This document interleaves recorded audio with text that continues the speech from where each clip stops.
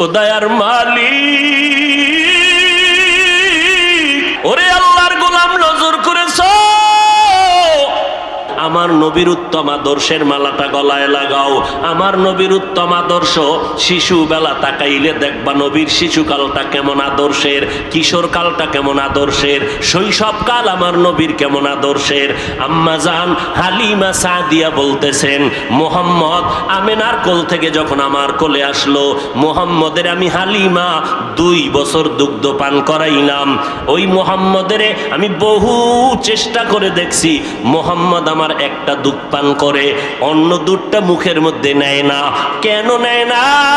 চিন্তা ভাবনা করে দেখলাম, আমি হালিমার আর একটা সন্তান আছে, বাচ্চা দুগ্ধ পান করে আব্দুল্লাহ। মোহাম্মদ শিশু বেলায়ও ইনসাফ বজায় রেখে প্রমাণ করে দিল, আমার ভাইয়ের হক আমি নষ্ট করতে পারি না। ইমামুল আউয়ালিন আল আখিরিন বহরে সদকা রহমাতাল লিল আলামিন সাইয়্যিদুল কাউনাইন খাতমুল মুরসালিন আখিরামত বুদে ফখরুল আউয়ালিন।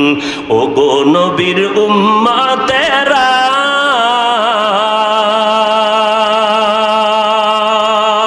হয়ে আজি দিশাহারা, কোরআন হাদিসেরে চলো, কোরআন হাদিসেরে চলো, যখন যাহা চায় মনে, নবী বিনে কে তরাবে পুলসিরাত মিজানে, নবী বিনে কে তরাবে পুলসিরাত মিজানে।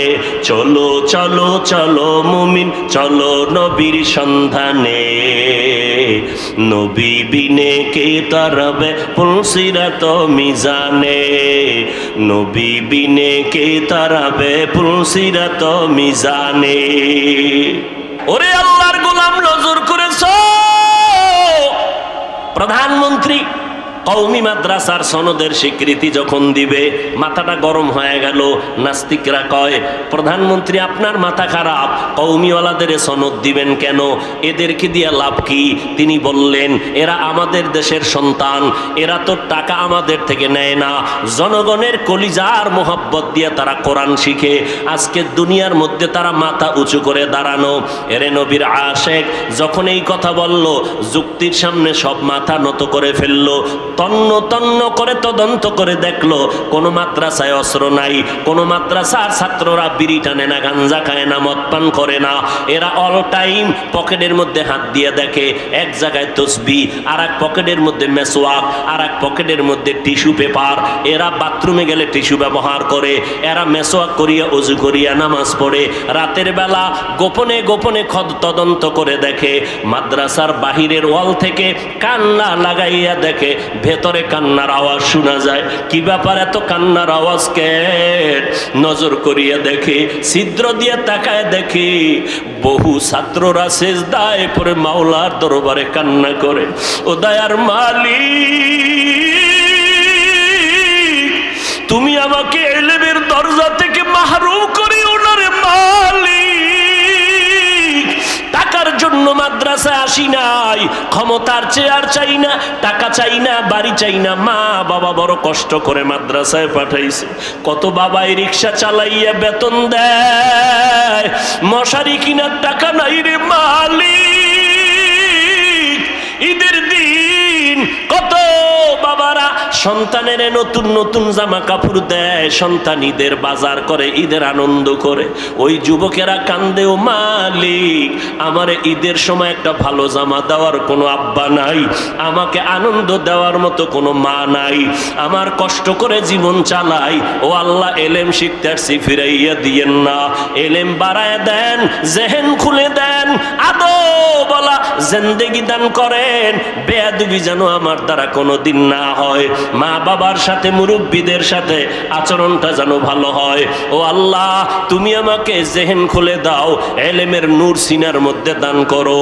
এত কষ্ট করে ছাত্ররা লেখাপড়া করে, সবাই তদন্ত করে সিদ্ধান্ত নিয়া তারা আবার মাইকে দাঁড়াইয়া কয় এই জমিনে মাদ্রাসা জঙ্গি তৈরির কেন্দ্র না, বরং মাদ্রাসাই হলো আদর্শ মানুষ তৈরি করার ফ্যাক্টরি। রসুলের ইন্তেকালের তারিখ নিয়ে দ্বিমত নাই, আগমনের তারিখ নিয়ে দ্বিমত কেন?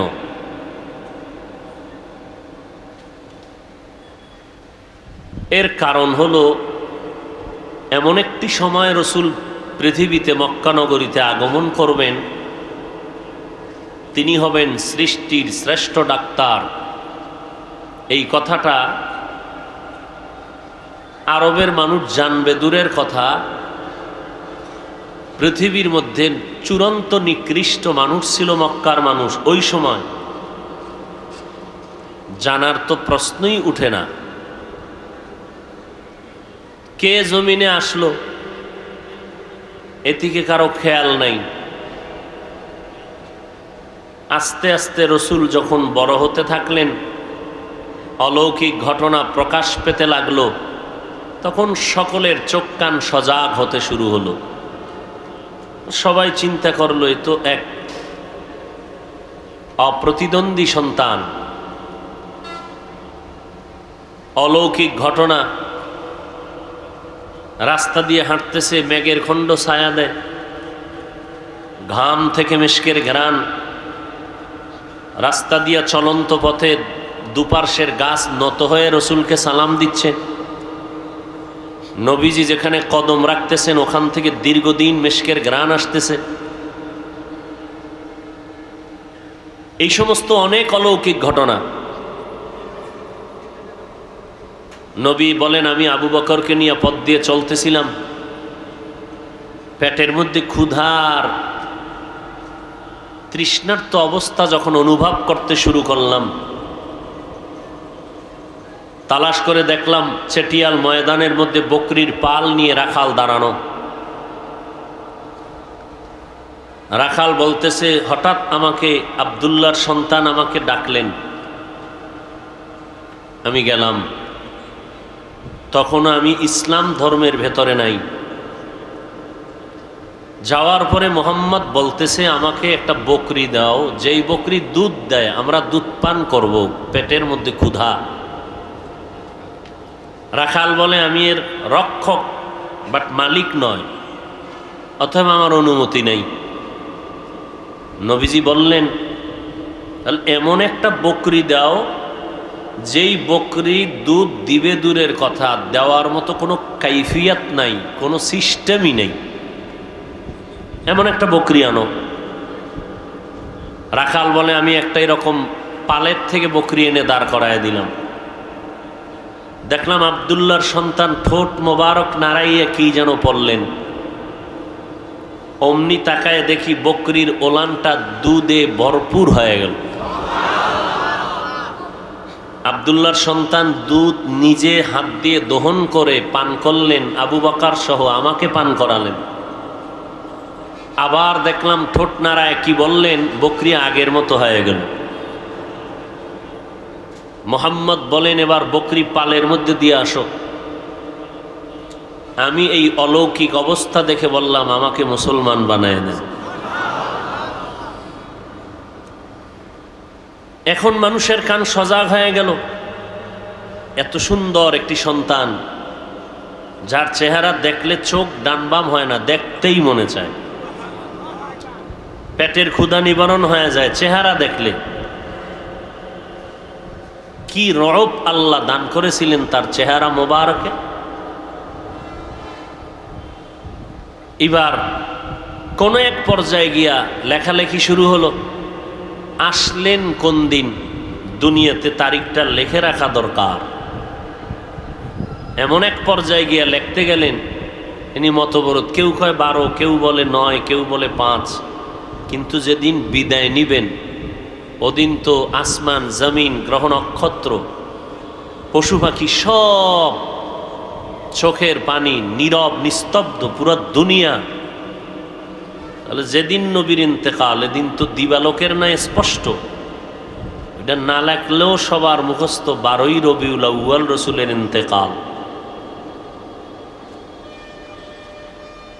কিন্তু আসার তারিখ নিয়ে দ্বিমত, তবে মাস নিয়ে দ্বিমত নাই, বার নিয়ে দ্বিমত নাই। আষাঢ় মাস রবিউল আউয়াল, বার হলো কি বলেন না কেন? সোমবার। রসুল এসেছেন রবিউল আউয়ালে, বিদায় হলেন রবিউল আউয়ালে, মাঝখানে কাটলো কত বছর? আশাটাকে সিরাতের ভাষায় মিলাদুন নবী বলা হয়। রসুলের বিদায় বা ইন্তেকালকে ওয়াফাতুন নবী বলা হয়। পুরা জীবন 63 বছরের ইতিহাসকে সিরাতুন নবী বলা হয়। মিলাদুন নবী শব্দের অর্থ আমাদের সুপরিচিত নবীর জন্ম মোবারক। ওয়াফাতুন নবী অর্থ আমাদের সুপরিচিত নবীজির ইন্তেকাল। সিরাতুন নবী শব্দের অর্থ আমাদের সুপরিচিত নবীজির জীবন আদর্শ। এই তিনটা শব্দ রসুলের শানের শব্দ। বিন্দু থেকে বিন্দু যদি কেউ একটু ছোট মনে করে, তার ঈমান ছোট হয়ে যাবে। কেমন? তিন শব্দের মধ্যে পাওয়ারফুল একটা শব্দ মিলাদুন নবী, ওয়াফাতুন নবী, সিরাতুন নবীর মধ্যে পাওয়ারফুল শব্দ মাঝখানেরটা। মিলাদুন নবী কেউ যদি অস্বীকার করে, তার ঈমান দুর্বল হবে। ওয়াফাতুন নবীকে কেউ অস্বীকার করলে তার ঈমান দুর্বল হবে।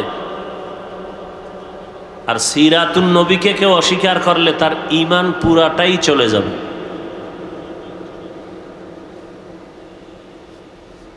দ্বিতীয় পাওয়ারফুল, সিরাতুন নবী এমন এক পাওয়ারফুল শব্দ যার ভেতরে মিলাদুন নবীও ঢুকানো আছে, ওয়াফাতুন নবীও ঢুকানো আছে। রসুলের 63 বছরের জীবন আদর্শের মধ্যে জন্ম মোবারকের আলোচনাও আছে, ইন্তেকালের আলোচনাও আছে। অতএব সিরাতুন নবী যারা বলে মানি, এদেরকে আলাদা করে মিলাদুন নবীর স্লোগান দেওয়ার প্রয়োজন নাই। ওয়াফাতুন নবীর আলাদা করে স্লোগান দেওয়ার কোনো প্রয়োজন নাই। কিন্তু এখানে দ্বিমত। একদল বলে রসুলের মরণ মানি না, আর একদল বলে রসুল কবরে যে জিন্দা, এটা মানি না। একদল বলে রসুল কখনোই মরে নাই, আর একদল বলে রসুল মরণ যে হইছে, কবরে গেছে, রওজা পাকে ওই মরণেই আছে, আর জিন্দা হয় নাই। আহলে সুন্নাত ওয়াল জামাতের বিশুদ্ধ আকীদা, স্থায়ী আকীদা, রসুল রওজা মোবারকে যাওয়ার আগে তার দেহ মোবারক থেকে রূহকে আলাদা করা হয়েছে। আবার রওজায় পাকে যাওয়ার পরে আল্লাহ পাক জিন্দা করে দিয়েছেন। কিয়ামত পর্যন্ত রওজা মোবারকে রসুল জিন্দা।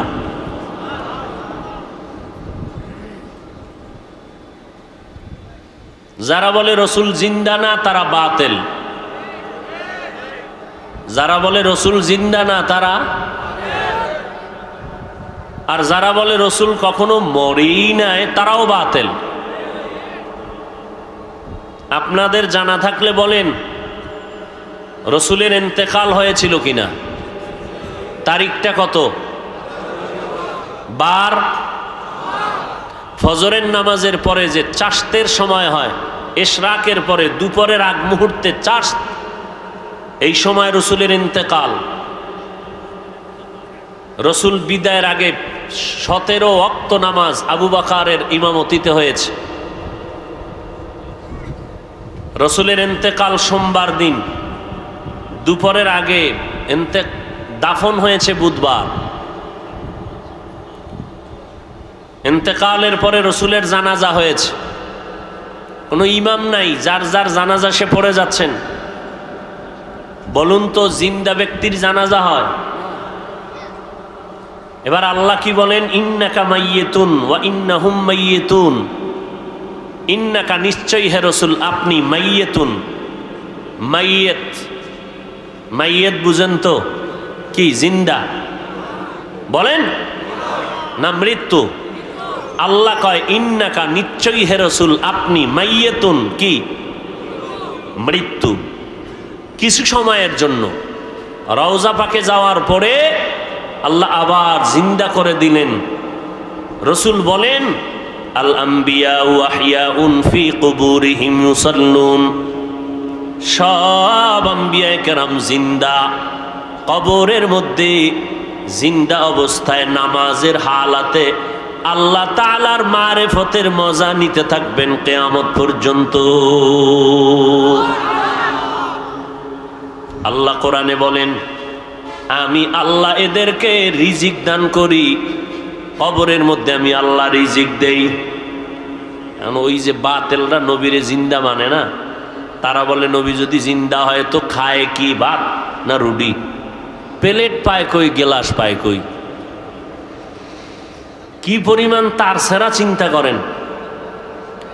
এরা উম্মতের ফিতনাবাজ, কিয়ামতের আলামত, চূড়ান্ত ফিতনা। আর ফিতনার ভাগ কোন বরদোয়ার কারণে আমগো বাংলাদেশিরা বেশি পেয়ে গেছে। সৌদি আরবে যারা গেছেন, ভাই মনিটরের সাউন্ড দাও। মক্কা শরীফে হজে যারা গেছেন, মদিনায়, কেউ বুকে হাত বাঁধে, কেউ নাভির নিচে হাত বাঁধে, কেউ জোরে আমিন বলে, কেউ আস্তে বলে, কেউ নামাজের ভিতরে মোবাইলে কথা কয়, কেউ টান টান হয়ে পশ্চিম দিকে কেবলার দিকে পাও করিয়া ঘুমায়, উঠে আবার নামাজে দাঁড়ায় গেছে, অজু টজু নাই। কত কোয়ালিটির মুসল্লি, কিন্তু কোনো টুটা শব্দ আছে? বলেন না কেন? যত কিলাকিলি সব অঙ্গদেশে। যারা বুকে হাত বেঁধে নামাজ পড়ে এরা আমগো নাবিওয়ালাদেরকে দেখতেই পারে না, সালাম দেয়ও না, দিলেও নেয় না। আছে না নাই? কেন? তাদের মধ্যে তাকওয়া বেশি, আমাদের মধ্যে হিংসা বেশি। আল্লাহ হেদায়াত দান করুন। এই জন্য আমি ভাবতেছি যে আমেরিকা, রাশিয়া, পৃথিবীর বড় বড় বেঈমানদের দেশে কোনো না কোনো সময় ইসলাম কায়েম হবে সুনিশ্চিত। আমার সোনার বাংলায় হইবে কিনা টেনশন, আমগো হুজুরদের ধাক্কা ধাক্কির কারণে। এজন্য আমরা দায়ী। উলামায়ে আহলে হক, দেওবন্দি, কওমি, তাবলিগওয়ালা, যারা আহলে হক, যাদের বয়ানে মানুষ দাড়িওয়ালা হয়, টুপিওয়ালা হয়, বেপর্দাওয়ালা পর্দাওয়ালা হয়, হারামখোর হালালখোর হয়, এরা পায়ে ধরে ধরে ধরে ধরে বয়ান করে নামাজ পড়ো, পর্দা করো, হালাল খাও, মানুষের হক নষ্ট করিও না, জিহ্বা দিয়া মিথ্যা বলো না, গালাগালি করো না, যতটুকু সময় পাও নামাজ পড়ো, নফল পড়ো, তাহাজ্জুদ পড়ো, ইশরাক পড়ো, আউয়াবিন পড়ো, নবীদেরকে বেগুনা মনে করো, সুযোগ পাইলে কাজা নামাজ পড়ো। আবার একদল ইসলামের ব্যানার লাগাইয়া ময়দানে অবতীর্ণ হয়ে বলে নবীরা ভুল করেছেন, আল্লাহ তাদের দিয়া অন্যায় করাইছেন। চান্দনার মুসলমান আপনারা কি রসুল ভুল করেছেন এই কথায় একমত? যুবকেরা কথা বলো, নবীরা অপরাধী এ কথা যদি কেউ বলে, বিশ্বাস করে, তার ঈমান থাকে। আবার ইসলামের ব্যানারওয়ালা আর এক বাতেল, সেও কিন্তু আলেম, আমগো মতো লঙ্গি ভরা মোল্লা না, বহু ডিগ্রি লাগাইয়ে এরপরে বসে বসে কি বলে, হাদিসের থেকেও কোরআনে জাল বেশি। কি আউজুবিল্লাহ না নাউজুবিল্লাহ? কোরআনে জাল আছে, এ কথা বললে ঈমান থাকে। আল্লাহ হেদায়াত দান করুন। আবার এক দল বলে জুমার আগে সুন্নত লাগবে না, আবার এক আল্লাহর বান্দা বলে কাজা নামাজ লাগবে না, আবার এক আল্লাহর বান্দা বলে বিতিরের নামাজ প্রতিদিন লাগে না, আর এক দল বলে কোরআন শরীফের অর্থ না জেনে পড়লে লাভ নাই। এই সমস্ত কথা কি ইন্ডিয়ার কথা শুনাইতেছি? আমার সোনার বাংলার তাজা খবর মিডিয়া ইউটিউবে আছে না নাই? এ সমস্ত যারা কথা বলে এরা উম্মতের ফিতনাবাজ, ইসলামের ব্যানারওয়ালা বাতিল। এজন্য আমি মাঝে মাঝে বলি, আওয়ামী লীগওয়ালারা স্টেজে ইসলামের নামের কোনো ব্যানার লাগাইয়া উম্মতকে ধোঁকা দেয় না। বিএমপি ওয়ালারা ইসলামের ব্যানার লাগাইয়া স্টেজে উম্মতকে ধোঁকা। অতএব এদের নিয়ে টেনশন তেমন নাই, টেনশন তাদেরকে নিয়ে যারা ইসলামের ব্যানার লাগায়া তসবি টানে, টুপি পরে, দাড়িওয়ালা, আবার বলে নামাজ লাগে না, ইবাদত লাগে না, কোরআনে ভুল আছে। এই সমস্ত ইসলামের ব্যানারওয়ালা বাতিল নিয়ে আমাদের টেনশন বেশি। আচ্ছা, আমি যে কয়টা পয়েন্ট বললাম আপনাদের সামনে, নিরপেক্ষতার সাথে আমাকে একটু জবাব দেন। মুসলমানের ওয়াজের প্যান্ডেলে নবীরা ভুল করেছিলেন, কাজা নামাজ নফল লাগবে না, জুমার আগে সুন্নাত লাগে না, বিতিরের নামাজ প্রতিদিন লাগে না, কোরআন শরীফের মধ্যে ঝামেলা আছে, কোরআনের অর্থ না জানিয়া পড়লে লাভ নাই, এই সমস্ত কথা মুসলমানের সামনে বয়ানে বললে বুঝে শুনে জবাব দেন, ইসলামের লাভ কি? এই বুদ্ধিজীবীরা বলেন, ইসলামের কি লাভ বলেন? কোনো উপকার আছে? তাহলে এই সমস্ত কথা বক্তা সাহেবরা বলেন কেন? আপনার কাছে আর বয়ান নাই? নামাজের বয়ান করেন, রোজার বয়ান করেন, জিকিরের বয়ান করেন, পর্দার বয়ান করেন, হালাল হারামের বয়ান করেন, বয়ানের অভাব আছে? হ্যাঁ, বয়ানের অভাব। বয়ান তো সবাই করে, বয়ান করা খুব সহজ, মাইক হইলেই চলবে, লাইটও লাগবে না, প্যান্ডেলও লাগবে না, বয়ান করা খুব সহজ। কানে আঙ্গুল দিয়ে চোখ বন্ধ করে টান মারলেই বক্তা আর ওয়াজ। এই ওয়াজ করা খুবই সহজ, কিন্তু মানুষের কলিজায় পরিবর্তনের বয়ান করা খুবই খুবই খুবই কঠিন। এটা এত সহজ না। ওই বয়ানের আগে নিজের কলবকে পরিচ্ছন্ন করতে হবে। সেই পরিচ্ছন্ন কলব বিনির্মাণে আল্লাহর রসুল মক্কা নগরীতে আসলেন রবিউল আউয়ালে, সোমবার দিন। আজ আমাদের সমাজে, গাজীপুরে আমি জানি না, ঢাকার শহরের অলিতে গলিতে পোস্টার লাগানো, সাইয়্যিদুল আইয়াদ শরীফ, 90 দিনের ওয়াজ। দেখেন না পোস্টার? কয়দিন? আমগো আধা ঘন্টা 2 ঘন্টার ওয়াজে ধোঁয়া ছুটে যায় অনুমতির লাগি, আর এখন 90 দিনের জন্য কোনো টেনশনই নাই। কি চৌরাস্তায় বয়ান হবে, ঈদগাহ ময়দানে এই টেলিফোন সেই টেলিফোন, অমুক জায়গায় যাও, কাগজ দাও, দরখাস্ত দাও, দোয়া নুস পড়ো, খতম পড়ো, আর 90 দিন লাগাইয়া লাগাতার সাইয়্যিদুল আইয়াদ, মানে সকল ঈদের সরদার মিলাদুন নবী পালন করবে 90 দিন লাগাইয়া। কোথায়? ঢাকার রাজারবাগ শরীফ। কি বাগ? রাজারবাগ শরীফ। কত বাগি এই জমিনে আসছে, বাগির আর শেষ নাই। কুতুববাগি, দেওয়ানবাগি, রাজারবাগি, বাগি আর বাগি। আল্লাহ আমাদের সব ভাইকে সহি সমঝ দান করেন।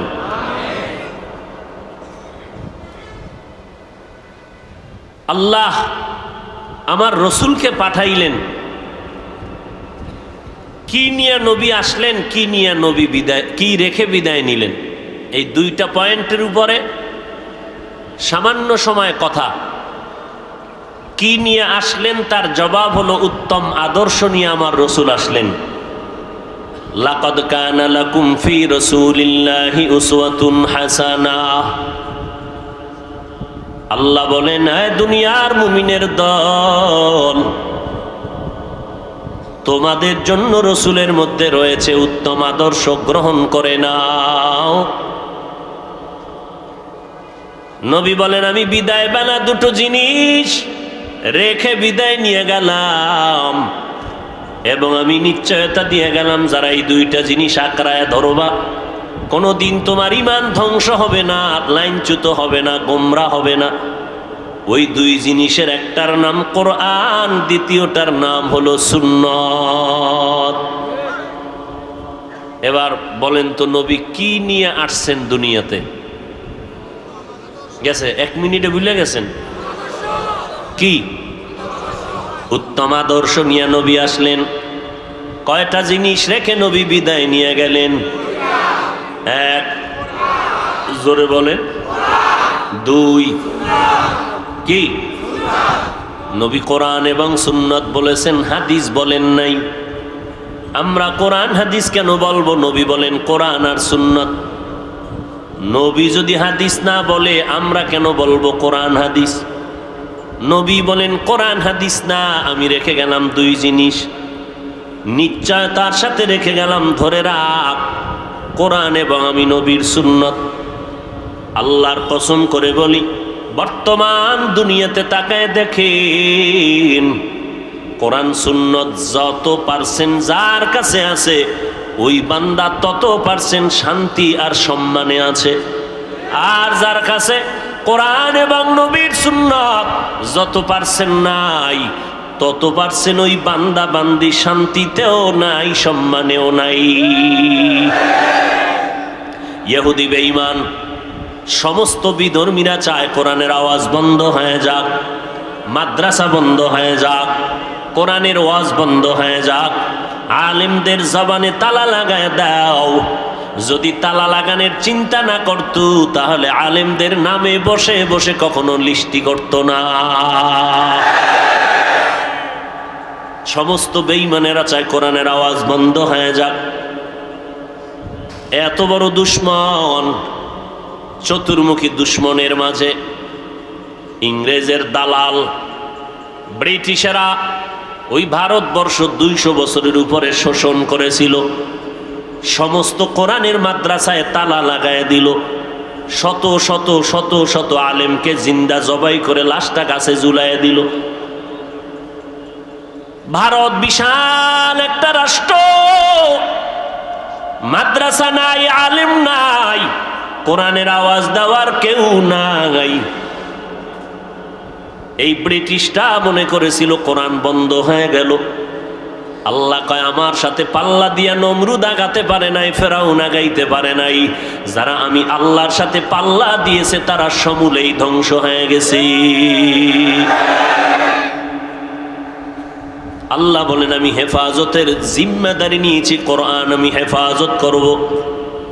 কোরআন হেফাজতের মানি শুধু কোরআনের কাগজটা হেফাজত না, এই কোরআন যার সিনায় থাকবে আমি আল্লাহ তারে হেফাজত করব। এই কোরআন যেই ঘরের মধ্যে থাকবে সেই ঘর হেফাজত করব। এই কোরআনটা যেই নারীর মধ্যে থাকবে নারীটারে হেফাজত করব। শুধু দুনিয়ার জমিনে না, এই কোরআনের সিনা নিয়ে যারা কবরের মধ্যে যাবে, আল্লাহ জানায় দেয়, কবরের মাটি আমার কোরআনওয়ালাকে কখনো ধ্বংস করবি না। এই কালামে জিন্দা কুরআনে হাকিম, হিকমতে উলা ইয়াজাল সুতু কদিম, বখা কুরআন কালামুল্লাহ বশনো কদিমাস্তি, কদিমাস্তি নইনো। আল্লাহর কালাম হেফাজত করবেন আল্লাহ। যত বন্ধ হয়ে গেল, আজ ভারতের মধ্যে তাকায় দেখেন মাদ্রাসা আছে না নাই? এমন এক মাদ্রাসা তৈরি হয়ে গেল, দেওবন্দের জমিনে এমন এক মাদ্রাসা তৈরি হলো। কাসেম নানতবি মাদ্রাসা প্রতিষ্ঠা করলেন। কেমন মাদ্রাসা? পয়গম্বরে আরবি স্বপ্ন যোগে দেখাইয়া দেয়, লাঠি হাতের মধ্যে নিয়া রেখা টেনে দিলেন আর বললেন, কাসেম আমি মুহাম্মদের রেখার উপরে মাদ্রাসা করে নাও। কাসেম নানতবি বলেন, আমি ঘুম থেকে উঠা দেখলাম মদিনাওয়ালা নবী যেই লাঠি মুবারক দিয়ে রেখা টানলেন, জমিনের উপরে পুরা সে রেখার অংশ দেখা যায়। রসুলের স্বপ্নে দেখানো রেখার উপরে মাদ্রাসা। দিন দিন দিন দিন তার আলো বাড়তেছে, কেউ কমাইতে পারে না। দুনিয়ার যে কোনো প্রান্তে যাবেন, দেওবন্দের ফুলের ঘ্রাণ সেখানে একটু না একটু পাবেন। কথা ঠিক নেই? দেওবন্দের ঘ্রাণ সেখানে আছে। এই দেওবন্দি এমন একটা ফুল, এই ঘ্রাণটা যার নাকে লাগবে সে আল্লাহর গোলাম হতে বাধ্য হয়ে যায়। কারণ এরা কাউকে গালি দেয় না, এরা কারো বিরুদ্ধে সমালোচনা করে না। কিন্তু যারা আল্লাহ, নবী, কোরআন, হাদিস নিয়ে কথা কয়, ইসলাম নিয়ে বলে, এদের ব্যাপারে দেওবন্দের ফুল কখনো চুপ থাকতে পারে না। মাদ্রাসা কমছে না বাড়ছে? বলেন।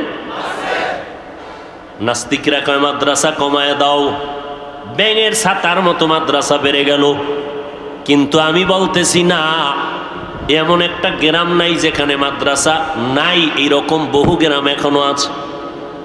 ও আল্লাহর বান্দা, এই মাদ্রাসাগুলোতে যারা লেখাপড়া করে, সরকার একটা টাকা দেয় না, জনগণ কম বেশি দান সৎকা করার মাধ্যমে এরা ইলম শিখে। 24টা ঘন্টা মাদ্রাসাওয়ালারা আপনার আমার সন্তানকে পাহারা দেয়। আব্বা আম্মা যেইভাবে ট্রেনিং দিতে না পারে, মা ওস্তাদরা দিয়া, কেমনে খানা খাইবা ওস্তাদ ধরে ধরে দেখায় দেয়, কেমনে জুতা পরবা ওস্তাদ শিখায় দেয়। 3 বছর সন্তান মাদ্রাসায় পড়ার পরে মনে হয় যেন জুমার মসজিদের খতিবের যোগ্যতা হয়ে গেল এবং একজন সফল জানাজার ইমামতির যোগ্যতা অর্জন করে ফেলল। মুরব্বী দেখলে আগে সালাম দেয়, সুযোগ পাইলে জুতা 2টা সোজা করে দেয়, যেখানে সেখানে প্রস্রাব করে না, থুতু নিক্ষেপ করে না, ময়লা ফালায় না। মুরব্বী দেখলে আগে আগে সালাম দেয়, মোনাজাত দিয়া মাওলার কাছে কান্না করে দোয়া করে। রাত্র যখন 10টা বেজে যায়, এর আগে বাচ্চাটা ঘুমাইতে পারে না, আবার ফজরের আজানের 1 ঘন্টা আগে উঠিয়া ঠান্ডা পানি দিয়া ওযু বানাইয়া আবার এই বাচ্চাগুলো কোরআন পড়তে বসে যায়।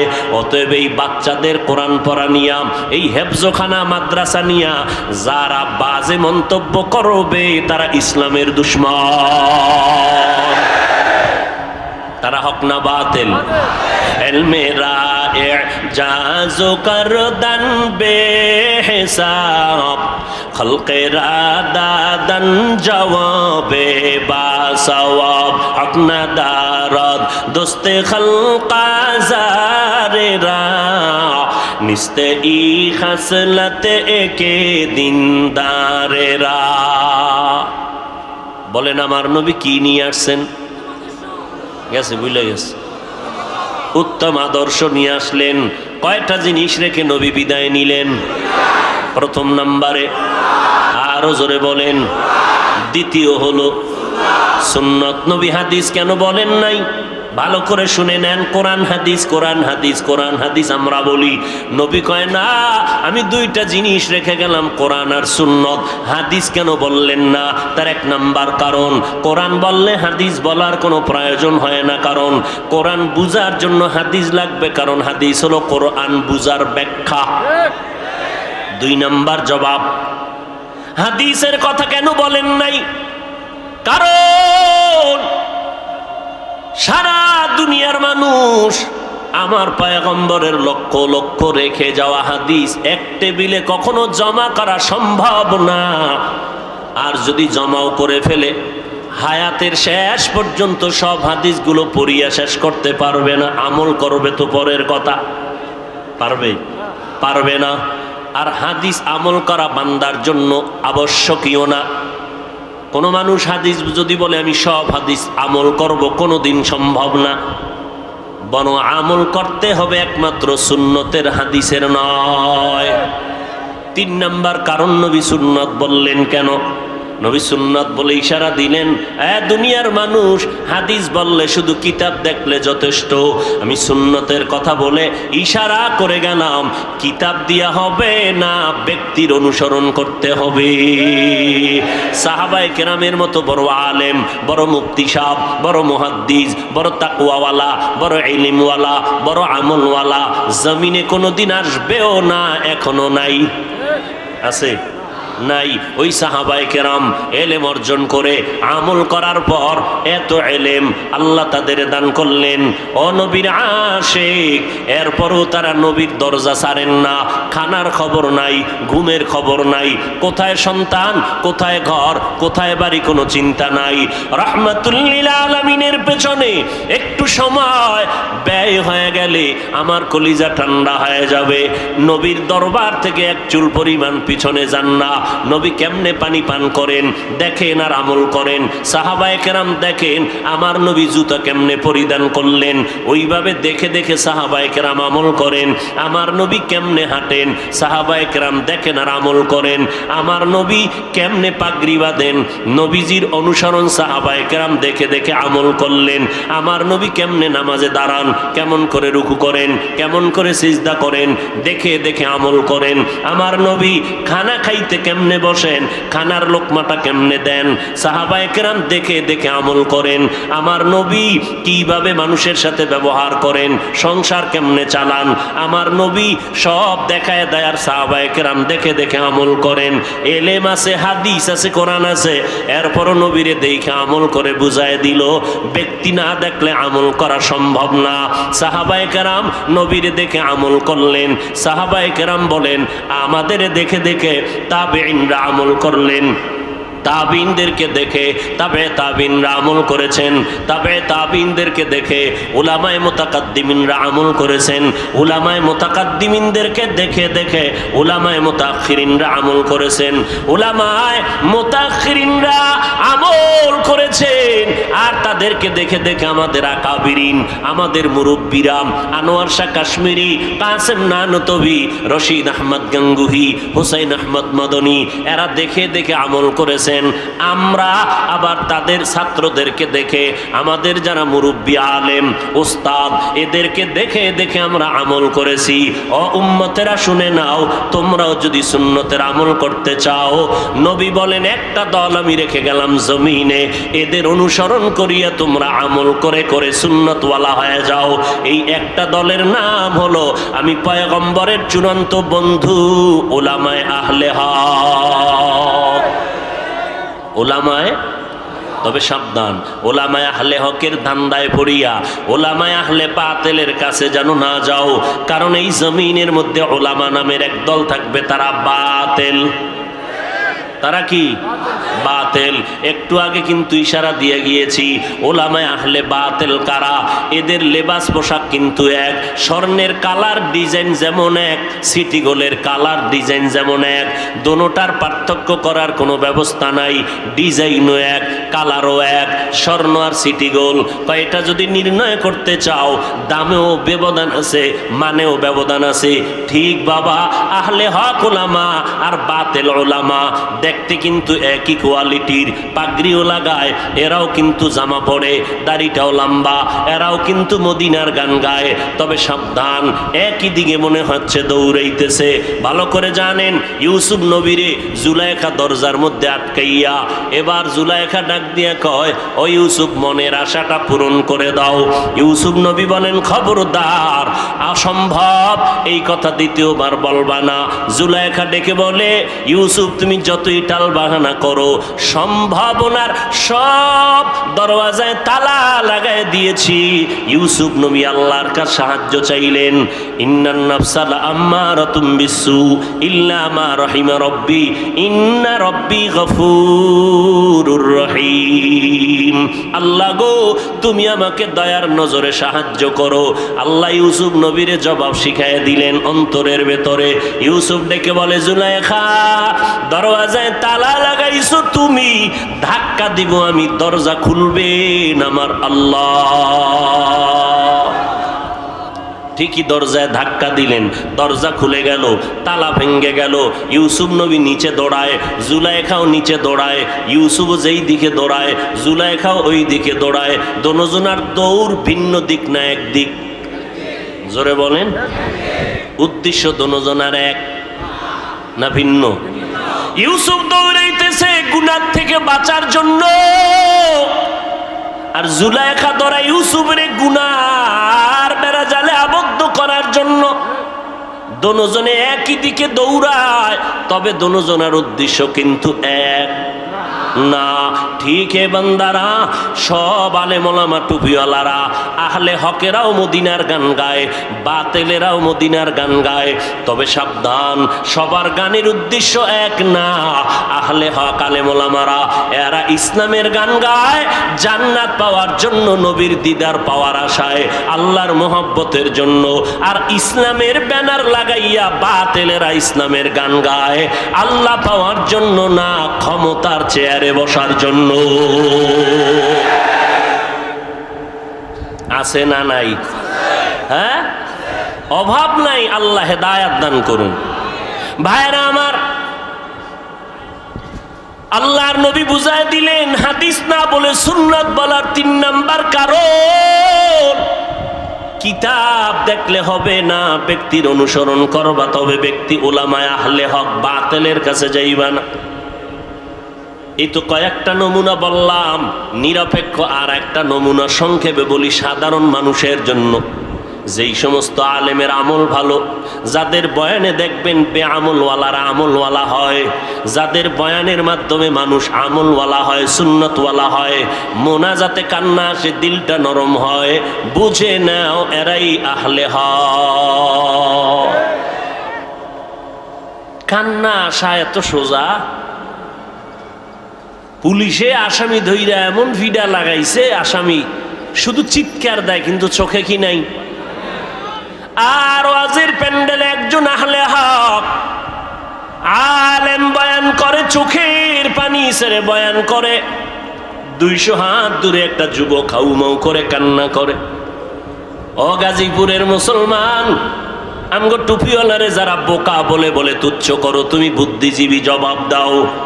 আসামি থানায় নিয়ে পুলিশে পিটায় কান্দে না, ওয়াজের প্যান্ডেলে আল্লাহওয়ালারা বয়ান করে, 200 হাত দূরে বইয়া যুবক হাউমাউ করে চিল্লাইয়া কান্না করে। কেন? বল, ওরে কে মারলো? কে ওকে আঘাত করলো? একটু চিন্তা যদি করো, তখন দেখবা কোনো বুদ্ধিজীবীর বুদ্ধি কাজে লাগে না। হুজুরেরা বোকা, এদের কোনো বুদ্ধি নাই। ও আল্লাহর বান্দা, খোদার কসম করে বলি, এই জমিনের মধ্যে নিরঙ্কুশ বুদ্ধির এক গাইডের নাম কোরআন। আর এই কোরআন যার মধ্যে আছে, সেই হলো জগতের শ্রেষ্ঠ বুদ্ধিজীবী। একই পাতিলে ভাত রান্না করেন আমার আম্মা জান, তরকারি রান্না করেন আমার আম্মা জান, একই মশলা দিয়ে খানা পাকাইলেন আমার আম্মা, ওই খানাটা আব্বা খাইলেন, আম্মা খাইলেন, আমিও খাইলাম, আমার ভাই বোনেরা খাইলো। ও গাজীপুরের মাথাওয়ালা বুদ্ধিজীবীরা বলো, একই তরকারি একই ভাত আম্মা জান রান্না করার পরে আব্বা আম্মা খাইয়া দিন দিন দুর্বল হয়ে যায়, আর আমরা সন্তানেরা খাইয়া এত শক্তিশালী হই কেন বলো? বুদ্ধি খাটাও। গরুটা সারাদিন ঘাস খেরকুটা খাইতেছে, তাকাইয়া দেখো, কিন্তু পিওর সাদা দুধ এই গরুর থেকে কেমনে বের হইতেছে তাকায় দেখছনি? যেই দুধের মধ্যে কোনো ভেজাল নাই। পয়গম্বর বলে, বেশি বেশি দুধ পান করো, গাভীর দুধ পান করো, ব্রেন বেড়ে যাবে। দুধের মধ্যে 10টা উপকার আছে, পান করলে গাভীর দুধ পান করো। আল্লাহর নবী বলেন, দুধ পান করার সময় দোয়াটা পড়বা, আল্লাহ তুমি বরকত বাড়ায় দাও। এইভাবে দোয়া করে দুধ পান করো। নজর করে দেখছো, প্রতিদিন সকালবেলা গাভীর কাছে যাও, বাচ্চাটারে সরাইয়া নিজের পাত্রে ভরে 20 কেজি দুধ ঘরে নিয়ে গেলা। আগামীকালকে একটু টেস্ট করো, আমার মাওলার কুদরত, 20 কেজি দুধ দিয়া যেই গাভীটা তোমারে খুশি করে ফেললো, ওই গাভীটার কাছে যাইয়া বালতিটারে ফালাইয়া দাও, পাত্রটারে ফালাইয়া দাও, ওলানটারে ছুরি দিয়ে কাটো, দেখো তুমি আধা কেজি দুধ বের করতে পারোনি। কাদের কুদরত দারি বার কামাল, আন্তা রব্বি আন্তা হাসবি যুল জালাল, তুহি কাদের জলিলুল্লাহ জাহাদার, বহর হালে তুহি মেরা নেগাহদার। নবী কি নিয়ে আসছেন বলেন না কেন? এবার উত্তম আদর্শ কি জিনিস একটু বোঝার চেষ্টা করি। নবী উত্তম আদর্শ নিয়ে আসছেন মক্কার জমিনে এমন একটা ইমেজ, এই সময় মক্কার মানুষের মতো চূড়ান্ত চরিত্রহীন পৃথিবীর মধ্যে আর কোথাও ছিল। এতটাই খারাপ মক্কার মানুষ, ইতিহাস জানায় দেয় এরা চূড়ান্ত জমিনের নিকৃষ্ট বর্বর। বাইতুল্লাহর মধ্যে 360টা মূর্তি টানানো। ওই মক্কার কাফের মুশরিকেরা নারী পুরুষ উলঙ্গ হইয়া বাইতুল্লাহরে তাওয়াফ করে। নারী আর পুরুষ অবাধে চলে, যুবক যুবতী যৌবনের আদান প্রদান করে, কোনো ডাইন বাম নাই। শুধু তাই না, আরবের জমিনের মধ্যে নারীদেরকে তুচ্ছ মনে করে, নারীদেরকে অভিশাপ মনে করে। বিধবা নারীর কোনো দাম নাই। কন্যা সন্তান যদি আসিয়া যায়, মা ঘুমাইতে পারে না, পেরেশান, টেনশন, সমাজে মুখটা কেমনে দেখাবো, বাবাও পেরেশান হয়ে যায়। আরবের জমিনে কন্যা সন্তান কেউ পছন্দ করে না, মুখটা কেমনে দেখাই। অনেক বাবা লজ্জায় পড়িয়া নিজের জ্যান্ত মাইয়াটা, কন্যাটারে মাটির মধ্যে দাফন করে ফেলতো জিন্দা। এরে নবীর উম্মত, এমন এক সময় আমার নবী উত্তম আদর্শ নিয়া মক্কার চূড়ান্ত খারাপ মানুষের জমিনে আবির্ভূত হলেন। এক এক করে মানুষ যখন আমার নবীর সুন্দর আদর্শ গ্রহণ করতে শুরু করলো, নবী বলেন ওই মক্কার মানুষ এতটা দামি হয়ে গেছে, আল্লাহ জানায় দেয় নবী আপনার আদর্শের ছোঁয়া লাগার কারণে এদেরকে আমি এত সম্মান দান করলাম, এরা দুনিয়াতে থাকতেই আমি অমুক অমুক সাহাবারে জানায় দেন আমি আল্লাহ এদেরকে জান্নাতের সার্টিফিকেট দিয়ে দিলাম। আতিনা ফি দারে দুনিয়া না হাসান, আতিনা ফি দারে উকবা না হাসান, ইয়া গিয়াসাল মুস্তাগীসিন নাহদিনা লফতিখারা বিল উলুমে ওয়াল গিনা, হর গরিদে নেকো তু তৈয়ার হ্যায়, जो न मांगे उससे तू बेजार है। আমার নবীর আদর্শ এত সুন্দর, আল্লাহর কসম এই জমিনের মধ্যে যত মানুষ আদর্শের স্লোগান দিল, আমরা অমুকের আদর্শের সৈনিক, অমুকের আদর্শের সৈনিক, আব্রাহাম লিঙ্কনের আদর্শ, মাও সেতুনের আদর্শ, লেনিনের আদর্শ, কালমার্সের আদর্শ, প্যালেটের আদর্শ, সারা দুনিয়ার মানুষের আদর্শগুলো নাপাক। খোদার কসম একমাত্র মদিনাওয়ালা নবীর আদর্শই হলো পাক। ১৫০০ বছর পরে নবীর আদর্শটা গ্রহণ করার দ্বারা এত দুশ্মনের মাঝে সমস্ত বেঈমানেরা, কোরআনের দুশ্মন, আলেমের দুশ্মন, ওই আওয়াজের দুশ্মন, এর সাথে আবার একদল মুনাফিকেরা তাল মিলাইতেছে, কি মিলায় না? ইসলামের ব্যানারওয়ালারা তাল মিলায় কয় তাবলিগে যাওয়ার দরকার নাই, তাবলিগে গিয়া কোনো লাভ নাই, চরমনাই, উজানি, বাহাদুরপুর, নানুপুর কোনো পীরের দরবারে গিয়া লাভ নাই, কওমি মাদ্রাসায় পড়ে লাভ নাই, দেওবন্দীদের কাছে গেলে লাভ নাই, হাটহাজারি গেলে কোনো লাভ নাই। এই কথা বলে বলে বলে বলে বেড়ায়, শুধু বলেই না, সারাটা মাস সারাটা বছর ফেসবুকটাকে গরম রাখে কওমিদের বিরুদ্ধে, দেওবন্দীদের বিরুদ্ধে, খাঁটি আল্লাহওয়ালাদের বিরুদ্ধে। আমি 1 মিনিটের জন্য মেনে নিয়ে সব জায়গায় প্রশ্ন করি, ও ভাইজানেরা আপনারা যারা নিষেধ করলেন, চরমনাই গিয়া লাভ নাই, তাবলিগে গিয়া লাভ নাই, দেওবন্দে গিয়া লাভ নাই, হাটহাজারি গিয়া লাভ নাই, চরমনাই, উজানি, নানুপুর, বাহাদুরপুর খাঁটি আল্লাহ আল্লাহর দরবারে গিয়া লাভ নাই, আপনার কথা 1 মিনিটের জন্য মেনে নিয়ে আমি সিদ্ধান্ত নিলাম জীবনে চরমনাই যাব না, উজানি যাব না, দেওবন্দে যাব না, কওমি মাদ্রাসায় যাব না, হাটহাজারি যাব না, জীবনে তাবলিগেও যাব না। আলাদা আমার একটা ঠিকানা দাও, যেই ঠিকানায় গেলে দাড়িবিহীনওয়ালা দাড়িওয়ালা হবে, একটা আলাদা ঠিকানা দাও, এদের ঠিকানা বাদ দিয়ে নতুন ঠিকানা দাও, যেখানে গেলে সুদখোরেরা সুদ ছেড়ে দিবে, যেই জায়গায় গেলে মদিনার উম্মতেরা সুন্নতওয়ালা হয়ে যাবে, দিলটা নরম হবে, কান্নাওয়ালা পরিবেশটা তৈরি হবে, এমন একটা ঠিকানা দাও, ওই ঠিকানায় যাব, আমার আল্লাহর সাথে মোলাকাতের সবক নিব, মদিনাওয়ালার সুন্নতের সবক নিব, ঠিকানাও দিবা না, অন্য জায়গায় যাইতেও দিবা না, তাহলে আমি বুঝে নিব তোমরা বিধর্মীদের পা চাটা পাক্কা দালাল।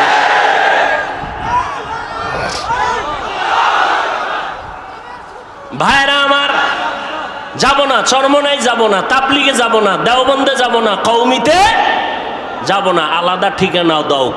কোন জায়গায় গেলে মানুষগুলো নামাজি হবে, রোজাদার হবে, কান্নাওয়ালা হবে, পাগড়িওয়ালা হবে, সুন্নাতওয়ালা হবে। আমার কথায় কোনো ভেজাল আছে?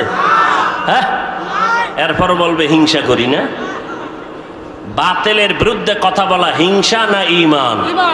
জোরে বলেন। আর আমরা যারা চরমনাই, তাবলিগ, দেওবন্দি চিল্লাই, আমরা কি বলি? দেওবন্দে না গেলে গুনাহ হবে, তাবলিগে না গেলে গুনাহ হবে। একবারও বলেছি? তাহলে সমস্যা কি? আমরা তো কখনো বলি নাই কওমি মাদ্রাসায় না পড়লে গুনাহ হবে, একবারও বলি নাই আমরা দেওবন্দি তাবলিগে না গেলে গুনাহ হবে, একবারও বলি নাই। সারাটা বছর চিল্লাইয়া মানুষের পায়ে ধরে ধরে ধরে ধরে বয়ান করি। বয়ান করার স্লোগান মাত্র দুইটা স্লোগান মানুষের অন্তরে ঢুকাইতে চাই। ও গাজীপুরের মুসলমানেরা, দুনিয়ার জমিনে যতদিন আমরা বেঁচে থাকব গোলামি করব আল্লাহর, আদর্শ মানব মদিনাওয়ালা নবী। কোন পীরের আদর্শ মানব? কোন নেতার আদর্শ মানব না? কোন দলের আদর্শ মানব কার? তুকু যাও সুন্নতে আহমদ কুজা পা মুহাম্মদ কাইবুয়াত নিসবতরা। পয়গম্বরের সুন্নতের আদর্শের মতো আর দামি আছে? দেখেন, যুবকেরা তাকায় দেখ, অনেকে মনে মনে মনে মনে ভাবতেছো রে বাবা, মনে মনে বলতেছো হুজুরদের কথা মতো মদিনার নবীর আদর্শ যদি মানিয়ে চলি, আমগো চলার স্বাধীনতা থাকবে না, লেখাপড়ার স্বাধীনতা থাকবে না, আমাদের সংসারের স্বাধীনতা থাকবে না। ও আল্লাহর বান্দারা, একটু আল্লাহর মোহাব্বতে, আল্লাহর দেওয়া জ্ঞান দিয়ে একটু চিন্তা করো। গরু ছাগলের তো আল্লাহ চিন্তা করার মতো মেধা দান করেন নাই, মানুষকে চিন্তা করার মতো মেধা আল্লাহ দান করেছেন। চিন্তা করে আমাকে একটু জবাব দাও। তোমাদের নজরের কথা বলছি, গোপন কোনো কথা না। আমরা যারা নবীর তরিকায় নামাজ পড়ি, পর্দা করি, হালাল খাই, মা বাবার খেদমত করি, ওলামায়ে আহলে হকের পরামর্শ নিয়ে নবীর সুন্নতের আমল করি, ও ভাইজানেরা, আপনারা যারা নামাজ পড়েন না, পর্দা করেন না, নবীর সুন্নতের আমল করেন না, আপনারা যারা হালাল ভাবে চলেন না, বলেন আমরা আপনাদের কারণে, আপনাদের তুলনায় কি পরিমাণ ডাউনে আছি, আর আপনারা স্বাধীন স্বাধীন বলিয়া নবীর তরিকা জবাই করিয়া কি পরিমাণ উপরে আছেন, আপে আছেন। আপনি জবাব দিতে পারবেন না, সেই হিম্মত আপনার অন্তরে এখনো নাই। আমি জবাব দেই, মিলাইয়া দেখেন ঠিক আছে নি? অযুবকের দলেরা, ও জ্ঞানী মানুষেরা, একটু চিন্তা করে দেখবেন, আমরা যারা নবীর তরিকা মানতেছি, আপনাদের তুলনায় তো আমরা পরাধীন নাই, স্বাধীনতা আমগত নষ্ট হলো না। নিজে হিসাব করে মিলাইয়া দেখলাম, আপনারা যেমন 3 বেলা খানা খান, আমরা নবীর তরিকা ঠিক রাখিয়াও তো 3 বেলা খাই, বরং পিওর খাই, আরো বেশি ভালো ভালো খাই। নাম্বার 2, আপনারা নবীর তরিকা বাদ দিয়া ব্যবসা করেন, চাকরি করেন। আলহামদুলিল্লাহ, আমরা নবীর তরিকা ঠিক রাখিও তো ব্যবসা করনেওয়ালা, নবীর তরিকার মধ্যে চাকরি করনেওয়ালা আছে না নাই? আপনারা নবীর তরিকা বাদ দিয়া বিবাহ শাদী করেছেন, সন্তান নিয়েছেন। আমরা নবীর তরিকা ঠিক রাখিয়া বিবাহ শাদী করেছি এবং সন্তান নিয়েছি। আপনারা নবীর তরিকা বাদ দিয়া দেশ বিদেশ স্বাধীনভাবে সফর করেন, আমরাও তো নবীর তরিকা ঠিক রাখিয়া দেশ বিদেশ স্বাধীনভাবে সফর করি। বলেন আমরা কোন দিক থেকে নিচে পড়ে গেলাম, আপনারা কোন দিক থেকে উপরে উঠিয়া গেলেন? ও নবীর উম্মতের দলেরা, আমরা তো স্বাধীনভাবে জমিনের মধ্যে আছি। ও আল্লাহর বান্দা, চেয়ারম্যান সাহেব দেখা হলে কয় হুজুর সালাম দোয়া করবেন, এমপি সাহেব দেখা হলে বলে হুজুর সালাম দোয়া করবেন, মন্ত্রী মহোদয় দেখা হলে বলে হুজুর সালাম দোয়া করবেন। বলেন আলহামদুলিল্লাহ, এই কোরআন আর নবীর সুন্নতওয়ালারা এই বর্তমান পৃথিবীর মধ্যে এত বিপদের মধ্যেও এরা বিন্দু থেকে অসম্মানে নাই। সম্মান দেওয়ার মালিক কে? আরো জোরে বলেন। তাহলে আপনি কেন বলবেন নবীর তরিকা মানলে স্বাধীনতা থাকবে না? এবার বলবেন ভাই আপনাদের মতো কি আমরা হতে পারবো না? আপনাদেরকে একবারও আমি বলি না আমাদের মতো হইয়া যান, একবারও বলি না রে বাবা। স্কুলে যারা পড়েন আলহামদুলিল্লাহ, কলেজে যারা লেখাপড়া করেন আলহামদুলিল্লাহ, ডাক্তারি পড়েন আলহামদুলিল্লাহ, ইঞ্জিনিয়ারিং পড়েন আলহামদুলিল্লাহ, যারা ব্যবসা করেন আলহামদুলিল্লাহ, যারা চাকরি করেন আলহামদুলিল্লাহ, ওই রাস্তাটা থেকে আপনার আসার দরকার নাই। কেউ যদি ডাকে আপনি আসবেন না, কারণ আমার মাদ্রাসায় আলেম ওলামা মুফতি মুহাদ্দিস তৈরি হওয়ার ছাত্রের অভাব নাই, কিন্তু আমার দেশে বড় অভাব। আদর্শবান মুসলমান ডাক্তারের অভাব, আদর্শবান মুসলমান ইঞ্জিনিয়ারের অভাব, আদর্শবান মুসলমান এসপিডিসির অভাব, আদর্শবান মুসলমান একজন ডাক্তারের বড় অভাব। আর যদি আমার বাংলাদেশের প্রত্যেকটা থানা জেলার মধ্যে সব এসপিডিসি ওসি সাহেব 5 বেলার নামাজি হইতো, আমগো বয়ান করতে কোনো টেনশন করা লাগতো না। কথা ঠিক নেই? এরে নবীর উম্মতের দল চোখের সামনে তাকাইয়া দেখতেছো আল্লাহর কোরআনের কি বরকত, নবীর সুন্নতের আদর্শের কি বরকত। ও আল্লাহর বান্দা, তুমি ডাক্তারি পড়ো, ইঞ্জিনিয়ারিং পড়ো, কোনো বাধা নাই। তবে তোমার কাছে অনুরোধ হলো এই রবিউল আউয়াল থেকে শিক্ষা নাও, আমার নবীর উত্তম আদর্শের মালাটা গলায় লাগাও। আমার নবীর উত্তম আদর্শ শিশু বেলা তাকাইলে দেখবা নবীর শিশুকালটা কেমন আদর্শের, কিশোরকালটা কেমন আদর্শের, শৈশবকাল আমার নবীর কেমন আদর্শের। আম্মা জান হালিমা সাদিয়া বলতেছেন মুহাম্মদ আমেনার কোল থেকে যখন আমার কোলে আসলো, মুহাম্মদের আমি হালিমা 2 বছর দুগ্ধ পান করাইলাম। ওই মুহাম্মদের আমি বহু চেষ্টা করে দেখছি, মুহাম্মদ আমার একটা দুধ পান করে, অন্য দুধটা মুখের মধ্যে নেয় না। কেন নেয় না? চিন্তা ভাবনা করে দেখলাম আমি হালিমার আর একটা সন্তান আছে, বাচ্চা দুগ্ধ পান করে আব্দুল্লাহ। মুহাম্মদ শিশু বেলায়ও ইনসাফ বজায় রেখে প্রমাণ করে দিল আমার ভাইয়ের হক আমি নষ্ট করতে পারি না। ইমামুল আউয়ালিন আল আখিরিন বহরে সদকা রাহমাতাল লিল আলামিন সাইয়্যিদুল কাউনাইন খাতমুল মুরসালিন আখিরামত বুদে ফখরুল আউয়ালিন। ও গো নবীর উম্মতেরা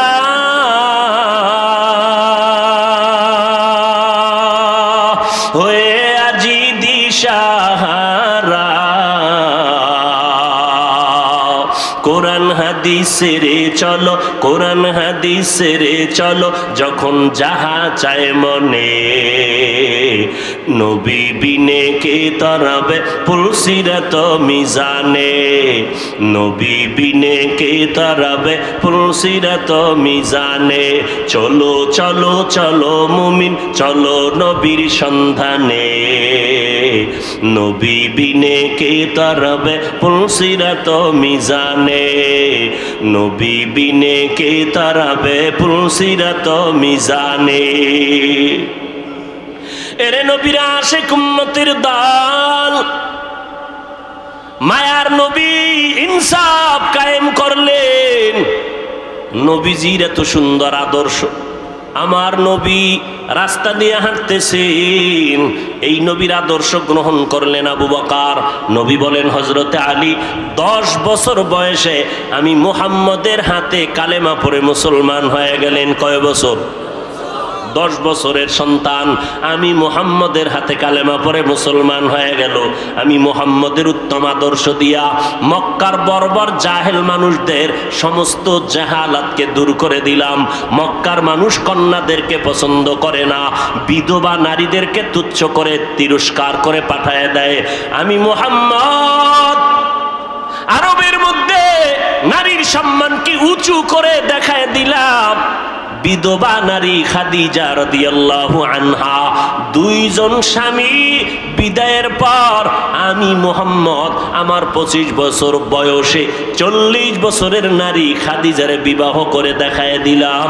এ আরবের জাহেলের দল, নারীদের সম্মান কম না, আল্লাহ নারীদের সম্মান অনেক উঁচু করেছে। এই কথা যারা বুঝে না এরা স্লোগান দেয় নারীর সমান অধিকার চাই, আবার তারা নারীর উপরে জুলুম করে যৌতুকের এই চাপা রোলার দিয়া, আছে না নাই? আবার বলে ইসলাম নারীর অধিকার দেয় নাই। সারা দুনিয়ার কোন ধর্ম নারীর অধিকার বাড়াইতে পারে না, একমাত্র ইসলাম নারীর সম্মান বজায় রেখেছে। নবী বলেন এই দুনিয়ার আরবের মানুষেরা তোমরা কন্যা সন্তানকে হত্যা করো, অথচ আমি মুহাম্মদ এসে তোমাদের আকীদা নষ্ট করে দিলাম। নারীদের এত সম্মান কেন জানো? এই নারীরা আমি মুহাম্মদরে নিয়া কত গর্বে ধারণ করছে আমার মা। সমস্ত মায়েরা বাচ্চা গর্বে নিয়ে কষ্ট করে, খানা নাই, ঘুম নাই, এত কষ্ট করে সব নারীরা নবীদের মা, আলেমের মা, হাফেজে কোরআনের মা, সাহাবায়ে কেরামের মা, আল্লাহওয়ালাদের মা, বড় বড় বড় বড় দার্শনিকদের মা, বড় বড় বিজ্ঞানীদের মা। এই মায়ের সম্মান কোনোদিন তুলনা করা যাবে না। নারীদের সম্মান অনেক বেশি। ও দুনিয়ার মানুষ, কিয়ামত পর্যন্ত চাপাবাজি করতে পারবা, নারী আর পুরুষের কোনোদিন সমান অধিকার করতে পারবা না। পারবে কোনোদিন? নারীকে সমান যদি করতে চাও তাহলে 1 বছর বাচ্চা তোমার স্ত্রী নিবে, আর 1 বছর তোমার ফেডে বাচ্চা নাও, তো সমান হয়ে যাবে। সম্ভব? বলেন সম্ভব? এই চালাকি চলবে না। আল্লাহ তাআলা নারীর সম্মান বাড়ায় দিলেন। মদিনার নবী বলেন, এই দুনিয়ার মানুষ, একটা কন্যা সন্তান যদি পাও শুকর আদায় করিও, তুমি একটা জান্নাতের মালিক হয়ে গেছো। 2টা কন্যা যদি পাও অন্তরে খুশি হইও, তুমি 2টা জান্নাতের মালিক। 3টা কন্যা সন্তান যদি পাও, তুমি মনে করো বা 3টা কন্যা সন্তান পেলা না জানো 3টা জান্নাতের মালিক হয়ে গেল। আমি মুহাম্মদ বিধবা নারী খাদিজারে বিয়ে করার পরে আমার জমিনের মধ্যে যত সন্তান খাদিজার গর্ভ থেকেই পাইলাম। মাত্র একটা ছেলে মারিয়া কিপ্তিয়ার গর্ভ থেকে আসছে। আমার 3-4টা ছেলে সব দুনিয়াতে অল্প বয়সে চলে গেল। আমি মুহাম্মদ 4টা কন্যার বাবা, সব খাদিজার গর্ভ থেকে আসছে। জাইনাব আমার মেয়ে, উম্মে কুলসুম আমার মেয়ে, রুকাইয়া আমার মেয়ে, আমার কলিজার মেয়ে ছোট মেয়ে ফাতেমা রাদিয়াল্লাহু তাআলা আনহা। ওই ফাতেমা আমার কলিজার টুকরা, জান্নাতের নারীদের সরদারিনী হবে। ও দুনিয়ার মানুষ, আমি নবীর 4 কন্যা, আমার কোনো ছেলে নাই। কন্যাদের সম্মান আল্লাহ বাড়ায় দিয়েছেন। আল্লাহর নবী বলেন, আমি 4টা কন্যার বাবা। শুধু তাই না, বর্তমান দুনিয়াতে এই জমিনে আমার নবীর আওলাদের সব বংশটা বেঁচে আছে। ফাতেমা রাদিয়াল্লাহু আনহার সন্তান হাসান হুসাইনের বংশধারার মাধ্যমে। এরে নবীর উম্মতের দল, কন্যা সন্তান তোমার জন্য রহমত। কিন্তু ওই জাহেলদের মতো কিছু জাহেল মূর্খ এখন এই জমিনে আছে। কন্যা পাইলে মনটা খারাপ করে, ছেলে পাওয়াল খুশি, যৌতুক খাবে কুকুরের পায়খানার মতো। ছেলে চায়, মেয়ে চায় না। এ আল্লাহর বান্দা, তুমি জানো না ছেলেটা আসিয়া তোমার কি লাভ হবে? যদি ক্ষতি হয় কিছু করার নাই। এই জন্য তুমি মনে করে নাও আল্লাহ তোমার কল্যাণ চায়। ছেলে দেয় নাই, মেয়ে দিছে, হতে পারে ছেলের মাধ্যমে তুমি যা পাইতা উপকার, এর থেকে বেশি হবে মাইয়ার দ্বারা উপকার। ছেলে পাইলে লাভ কি? ওই যে বাড্ডা থানায় ঢাকা, কয়েক মাস আগে বাবায় মরে গেল, অঢেল সম্পদ রেখে গেল, 2টা বড় বড় আজদাহা মার্কা ছেলে রেখে গেল। ওই 2টা ছেলে বাবার লাশটা ফালাইয়া দোনোজন বাবার টাকা পয়সা নিয়ে সারাদিন ঝগড়া করলো। বাবার লাশটা পড়ে রইল, দাফন করার সময় পায় নাই। ও গাজীপুরের মুসলমান, এমন কুলাঙ্গার সন্তান জন্ম দিয়ে কি লাভ? আর এমন কুলাঙ্গারের বাবা দাবি করে কি লাভ হবে বলো? এরে যুবক, আল্লাহর মোহাব্বত নিয়ে তওবা করে নাও। মদিনার নবী আমার এমন আদর্শ দিয়ে গেলেন। আজকে আমি হাফিজুর রহমান, কে জানে আমার মা, কে জানে আমার বাবা কেমন, আমার বাড়ি কই, আমার ঘর কই। আপনাদের মসজিদের ইমাম সাহেব কে জানে বাড়ি কোথায়। বড় বড় দামি মানুষগুলো তার কমনে উঠে আর বসে, তার ইশারায় নামাজটা পড়ে যায়। ও নবীর আশিক, আল্লাহ তাআলা সম্মান দিয়েছেন আমার এলেমের কারণে না, একমাত্র মদিনাওয়ালা নবীর আদর্শের বরকত। এরে নবীর আশিক উম্মতের দল, কয়দিন আর দুনিয়ায় বাহাদুরি করবারে বাবা। ও যুবক, এমন কোনো দিন নাই যে যুবকের লাশের খবর নাই। আপনাদের এই বিশ্ব রোড, গাজীপুর থেকে মোমেনশাহী রোডে, আপনারা তো জানেন মিডিয়ার মধ্যে কয়েকদিন আগের ঘটনা, ট্রাকের নিচে পড়ে গেল মা, গর্ভের মধ্যে বাচ্চা, সাথে তার মেয়ে আছে, কন্যা, সাথে তার স্বামীও আছে। মা মারা গেল, কন্যাটাও মারা গেল, স্বামীটাও মারা গেল, গর্ভের বাচ্চাটা বের হইয়া জমিনের মধ্যে এখনো বেঁচে আছে। কুদরত কার? কাদের কুদরত দারি বার কামাল, আন্তা রব্বি আন্তা হাসবি জুল জালাল। এই 25 বছরের যুবক, এই 27 বছরের যুবকেরা, এই 40 বছরের যুবক, মনে মনে ভাবতেছো 20 বছর বাঁচবো, গ্যারান্টি আসেনি? বল, তোদের জীবনের একজন বন্ধু, মোবাইলটা খুললে পাবি তোদের জীবনের একজন কণ্ঠশিল্পী মাইকেল জ্যাকসন, নাম শুনছো না? তোদের কলিজার বন্ধু মাইকেল একটা গান গাইতো, $1,00,000 পাইতো একটা গানে হাদিয়া। মাইকেল জ্যাকসন, ইউটিউব খুললে দেখবি তার গানের আওয়াজ, টাকার পাহাড় গড়লো যখন মাইকেলের। শুনে নে, ভালো করে শুনে নে, কথাগুলো বালিশে মাথা লাগাই একটু চিন্তা করবি। মাইকেল জ্যাকসন টাকার মালিক হইয়া অঢেল সম্পদ হয়ে গেল। মাইকেল কয়, আমি 150 বছরের আগে আর মরতে চাই না, আমি 150 বছর বেঁচে থাকবো কমপক্ষে। বেঁচে থাকার জন্য প্রস্তুতি যা দরকার তা করে নিল, চেহারাটা বাদাই করে নিল, খালি হাতে, কারো সাথে মুসাফাহা সাক্ষাৎ দেয় না, গ্লোভস করে থাকে হাতের মধ্যে, বডিটারে বাদাই নিল। 20 জনের উপরে ডাক্তার মাইকেলের অল টাইম পাহারা দেয়। খাইতে গেলে শতবার একটা খানা চেকিং করা হয়, ধুলাবালু লাগায় না, জীবাণু ঢুকবে, ক্ষতি হয়ে যাবে। এই মাইকেল 150 বছরের আগে মরবে না বলিয়া সমস্ত প্রস্তুতি কমপ্লিট হয়ে গেল। অল টাইম ডাক্তারেরা পাহারা দেয়, যেখানে যায় 20-25 জন ডাক্তার তার সাথে। টাকার অভাব নাই, সম্মানের অভাব নাই। এই মাইকেল 150 বছর বাঁচবে দূরের কথা, 50-এর কোঠায় যখন মাইকেল পড়লো শুধুমাত্র 50। একদিন মাইকেল বলে, আমার মাথাটা কেমন যেন হালকা ভারী হচ্ছে, একটু ব্যথা ব্যথা লাগে, একটু বিশ্রামে দাও। ডাক্তার 20 জন রেডি হয়ে গেল, স্যার আপনাকে কি ট্রিটমেন্ট করার দরকার, নিশ্চিন্তে শুইয়া থাকেন, আমরা পাহারাদার আছি। মাইকেল শুইয়া গেল, আরামে ঘুম পড়ে গেল। ডাক্তার চতুর্পার্শ্বে পাহারা দেয়। আজরাইল মাঝখানে আইসা মাইকেলের জীবনটা নিয়ে চলে গেল। ডাক্তারেরা দীর্ঘ সময় উঠে না, মাইকেল উঠে না। শরীরটার মধ্যে হাত লাগাইয়া দেখে মাইকেলের শরীর বরফের মতো ঠান্ডা, কাঠের মতো শক্ত হয়ে গেল। ডাক্তারেরা চিল্লাইয়া বলে, কখন মাইকেলের জানটা চলে গেল আমরা অনুভব করতে পারি নাই। এই মহামারী করোনায় কত মা বাবা সন্তান হারায় ফেললো, কত সন্তানেরা মা বাবা হারায় ফেললো। কয়দিন আর দুনিয়াতে বাঁচবারে ভাই, এখনো কি নবীর জন্য মায়া হয় না? আমার নবী মদিনাতুল মুনাওয়ারায় উম্মতের খবরের জন্য পাগল। আম্মা জান আয়েশা বলেন, আমি একদিন দেখি মদিনার নবী আমার হুজরায় বসে গুনগুন গুনগুন করে কান্না করে। ও নবী, আপনি কেন কাঁদেন? নবী বলেন, আয়েশা, হাসরের ময়দানে কঠিন মুসিবতের কথা মনে পড়লো, এই জন্য কান্না করি। বলে, কেমন মুসিবত? বলে, এমন মুসিবত হবে হাসরের ময়দানে সূর্যটা জমিনের নিচে একেবারে কাছাকাছি আসবে, মানুষগুলো সব নারী পুরুষ উলঙ্গ হইয়া আল্লাহর আদালতে দাঁড়াবে। এই জমিনটা হবে কিয়ামতের মাঠ, সিরিয়ার জমিন হবে আল্লাহর বিচারালয়, আদালত। আমার আল্লাহ আদালতের মধ্যে বসবেন আর বলবে, সূর্যটা নিচে নেমে আয়, সূর্য তোর মুখগুলো নিচে কর, যত তাপ আছে জমিনের মধ্যে ছেড়ে দে।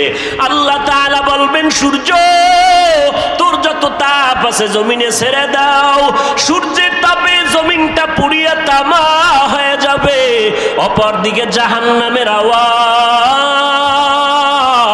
জাহান্নাম চিল্লায় বলবে, আল্লাহ গুনাহগার গুলো তাড়াতাড়ি দাও, আমার পেটের ক্ষুধা নিবারণ করি।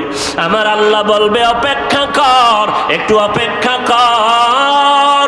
মদিনার নবী চোখের পানি ছেড়ে কাঁদে আর বলেন, আয়েশা, এমন ভয়ঙ্কর হালাত হবে হাসরের মাঠে, যেই নবীদের কোনো গুনাহ নাই সেই নবীরাও পর্যন্ত নাফসি নাফসি বলে কান্না করবেন। ঈসা নবী কাঁদবেন, আল্লাহ আমাকে বাঁচাও। মুসা নবী কাঁদবেন, আল্লাহ আমাকে বাঁচাও। ইব্রাহিম নবী কাঁদবেন, আল্লাহ আমাকে বাঁচাও, আমার উম্মতের খবর নেওয়ার সময় নাই, ও আল্লাহ তুমি আমাকে বাঁচাও। আদম নবী কাঁদবেন, আল্লাহ তুমি আমারে বাঁচাও। আয়েশা বলে, নবী তখন আপনি কি করবেন? মায়ার নবী বলে, ওই সময় আমি বলবো, আল্লাহ আমার উম্মতের বাঁচাও, আমার উম্মত গুলিরে বাঁচাও, আমার উম্মত জাহান্নামে গেলে আমি নবী জান্নাতে যাব না। ও আয়েশা, আমি উম্মতের বড় আশিক হয়ে আছি।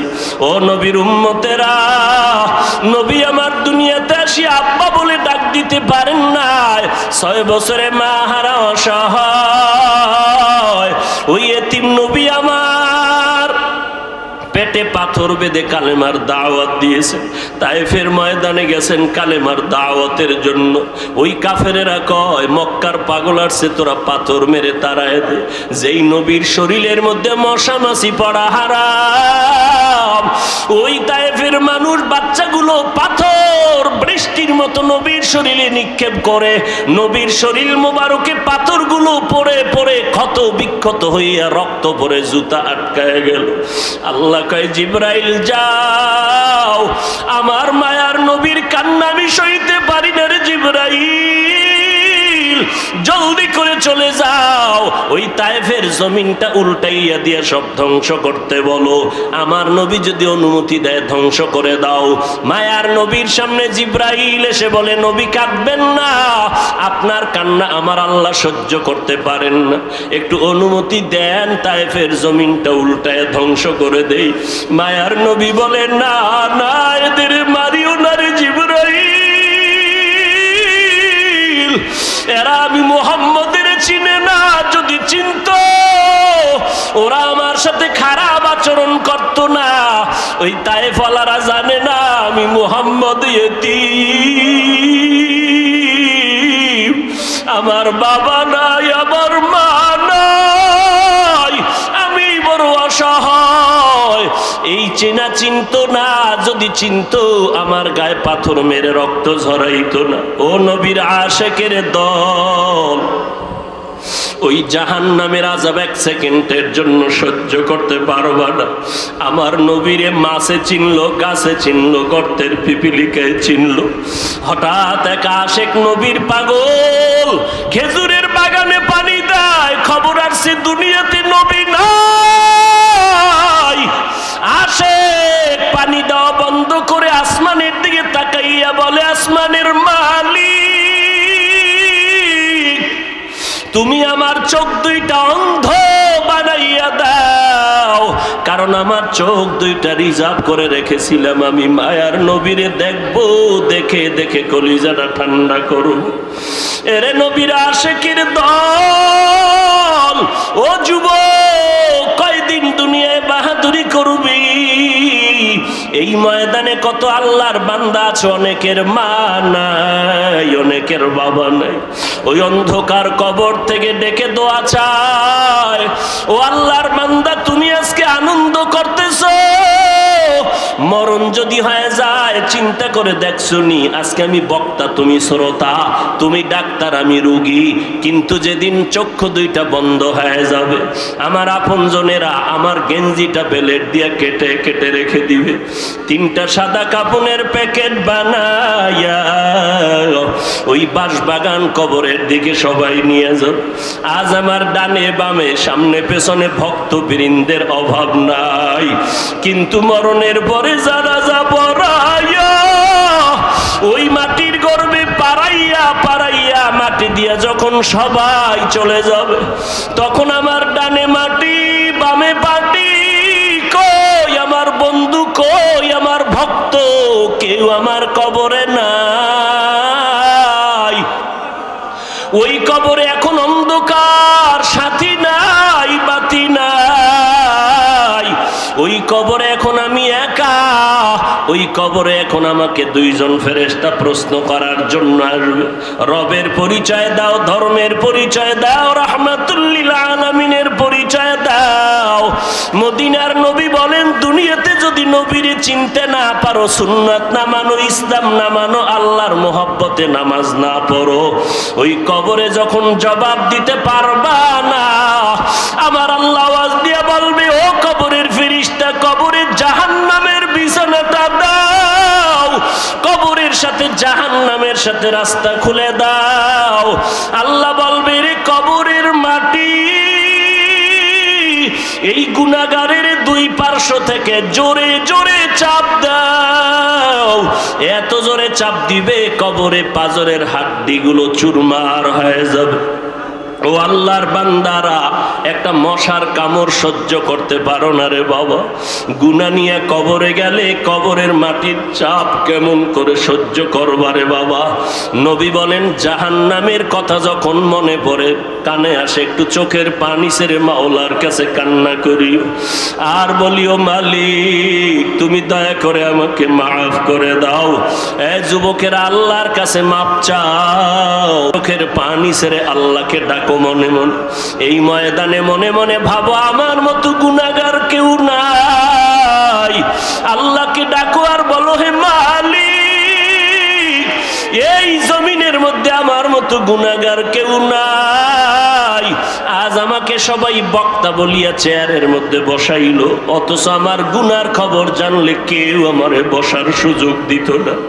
আজকে নজর করে দেখি, গুনার কারণে আমার হাত না পাক, আমার চোখ না পাক, আমার অন্তর না পাক, আমার জিহ্বা না পাক। এই অবস্থায় যদি আজরাইল আসিয়া ধাক্কা দিয়া বসে, জাহান্নাম ছাড়া উপায় নাই। আল্লাহর দরবারে চোখের পানি ছেড়ে কান্না করো। যদি গুনার কারণে দিলটা পাথর, চোখে পানি নাই, ডানে বামে দেখো কান্নার আওয়াজ, আল্লাহকে বলো, আল্লাহ আমার কপাল কি খারাপ, আমার ডানে কান্নার আওয়াজ আসে, বাম দিক থেকে কান্নার আওয়াজ আসে, সামন দিক থেকে কান্নার আওয়াজ, আমার কপাল বুঝি বড় খারাপ, আমার কেন চোখে পানি আসবে না। দুনিয়ার ঘরে আগুন লাগলে পানি ছাড়া যেমন ঠান্ডা করা যায় না, আল্লাহর নবী বলেন, গুনাহগারেরা চোখের পানি ছাড়া কবরের জাহান্নামের আগুন ঠান্ডা করা যাবে না। চোখের পানি ছাড়ো, কান্না যদি না আসে, নবী বলে কান্নার বাহানা করো, তাতেও তোমার সওয়াব হবে। আল্লাহর কাছে বলো, আল্লাহ কান্নাওয়ালা চক্ষু দান করে দাও। আমার চোখের পানি যদি না থাকে, এই চোখ দিয়া কোনো লাভ নাই। যেই জবানে মাওলার জিকির যদি না থাকে, ওই জবান দিয়া লাভ নাই। অন্তরে যদি পরকালের ফিকির না থাকে, সে অন্তর দিয়া লাভ নাই। জীবনে বহু অন্যায় করেছি, নবীর সুন্নতগুলো জবাই করেছি। ও বাবা, স্কুলে পড়ো, কলেজে পড়ো, চাকরি করো, ব্যবসা করো, তোমার আমার মতো কত যুবক বান্দা গাড়ি চালায়, ড্রাইভারি করে, স্কুলে পড়ে, কলেজে পড়ে, নামাজ ছাড়ে না, র্যাব, আর্মি, পুলিশ, বিডিআর এর চাকরি করে, নামাজ ছাড়ে না, ব্যবসায়ী, কোটিপতি, হালাল ভাবে চলে, নামাজ বাদ দেয় না। বলো বাবা, তুমি কেন পারবা না? আল্লাহর কাছে তওবা করো আর বলো, হে মালিক, আজ আমি বড় অসহায়, আজ আমার চোখে পানি নাই, গুনার কারণে দিলটা পাথর হয়ে গেল। এই ময়দান থেকে গুনাহ অবস্থায় ফিরতে চাই না। ও আল্লাহ, তুমি আমাদের মাফ করে দাও। এই রবিউল আউয়াল আমার নবীর আদর্শ পালনের মাস। ও আল্লাহ, কুদরতের নজর দিয়ে দেখো, এই ময়দানে কত আলেম, কত মুরব্বী, কত হাজী সাহেব, কত ব্যবসায়ী, চাকরিজীবী যুবকেরা, ও আল্লাহ আমরা তওবার নিয়ত করেছি, মেহেরবানি করে আমাদের সবার তওবাওয়ালা জিন্দেগি দান করেন। জীবনে নামাজ ছাড়বো না, বেপরদায় চলবো না, দাড়ি কাটবো না, নবীরে কষ্ট দিব না, মা বাবারে কষ্ট দিব না, ওলামায়ে কেরামের বিরুদ্ধে যাব না, দেশ ও জাতির বিরোধিতা করব না। ও আল্লাহ আমাদের সবাইকে মাফ করে দেন। তওবার উপরে জীবনভর যেন নবীর তরিকা নিয়ে চলতে পারি তৌফিক দান করেন, আমিন।